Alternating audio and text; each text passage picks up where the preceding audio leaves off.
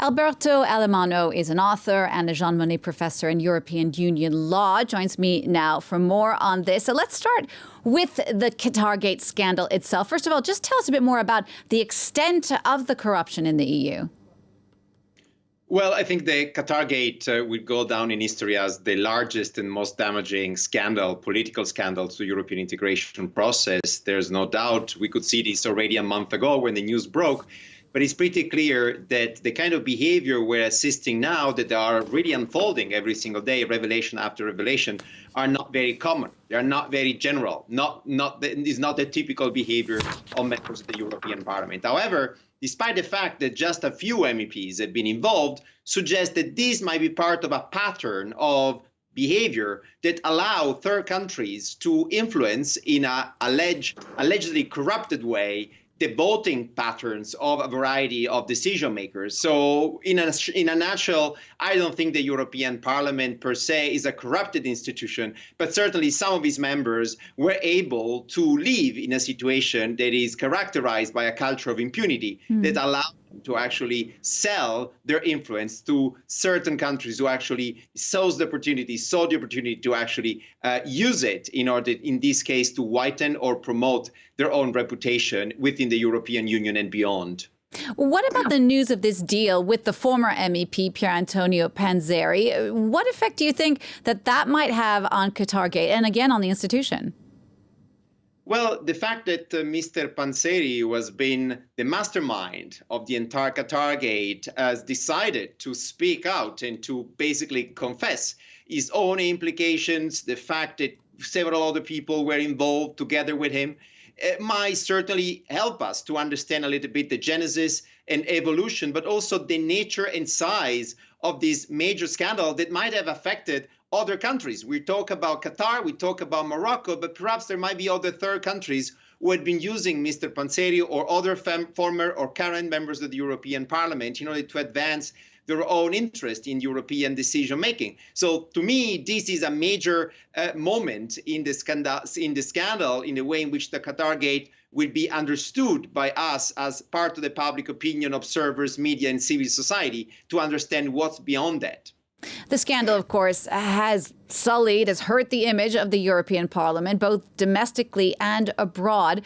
This, of course, has provoked the EU President, Roberta Metsola, to talk about reforms. What reforms exactly does she have planned to salvage the institution's image at this point?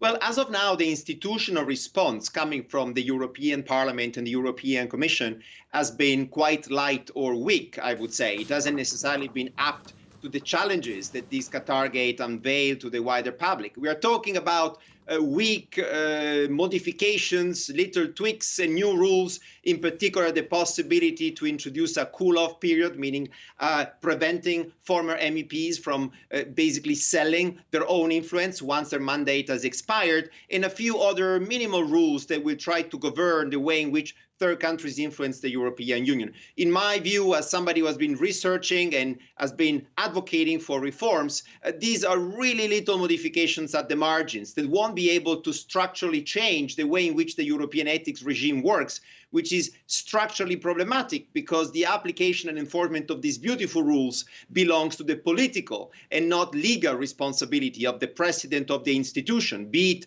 the European Parliament or the European Commission. So unless we're going to set up an independent mechanism which is capable of monitoring, investigating, and sanctioning misbehavior, we're not going to be able to change the political culture of European politics, which remains pretty much far apart from the interest of the average European citizen and voter.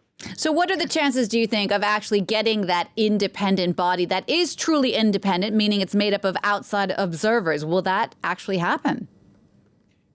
This was the promise of Ursula von der Leyen, the current president of the European Commission, when she came to power in 2019. This is what the European Parliament itself has reminded her over the last few years. But still, Commissioner Jourova, who is responsible to put forward this proposal to set up a European ethics body, seems to delay the process. And her own legal service suggested a certain arguments that might actually reduce the possibility for the European Union to set up the body as it was wished for by the European Parliament. Overall, I sense little political appetite for actually establishing in a record speed time this institution, this new institution, and to embrace the demand coming from civil society and public opinion to actually whiten up the European institutions in order to be able to run for the European elections, which are very close. And the big question many citizens are asking today is, why should we vote for the next European Parliament election in spring 2024